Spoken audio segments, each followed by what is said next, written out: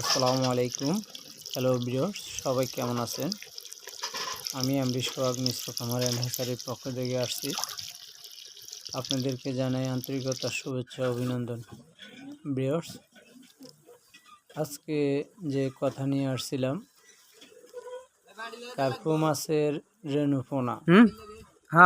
পোনা ছেড়ে আজকে বয়স 1 মাস 18 দিন।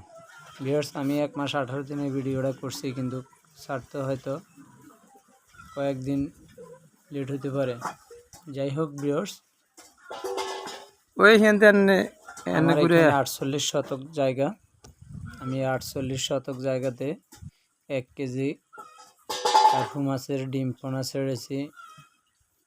আজকে আমি নেট জাল দিয়ে, অল্প একটু জাল দিয়ে টান দিয়ে দেখাবো আপনাদেরকে যে মাছটা কত সাইজ হয়েছে। ভিউয়ার্স, এই যে দেখতে আছেন আমার ছোট ভাই, মেজু ভাই, ওনারা দুজন নেট দিয়ে টানতে আছে। ভিউয়ার্স,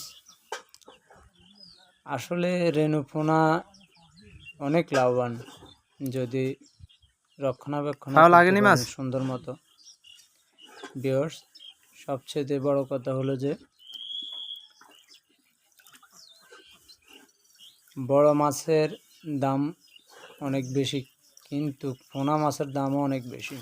ভিউয়ার্স, অল্প খানাতে অনেক পোনা মাছ পাওয়া যায়।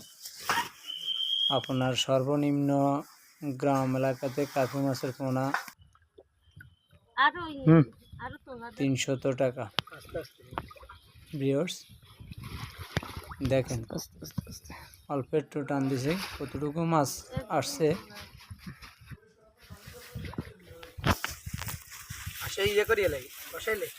আরো ছোট কর। এই যে